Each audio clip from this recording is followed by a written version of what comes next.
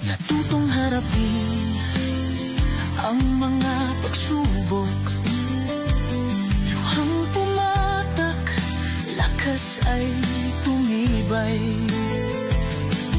Mga pangarap ngayon'y ibang-iba. Paglaki ay di madaling hakbang, ngunit masaya.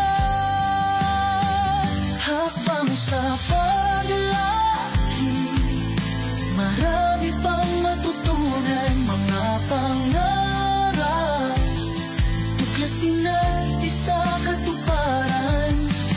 Bagong yugto, bagong laban, sa bawat hakbang patungo sa kinabukasan. Sa bawat pagkakamali, may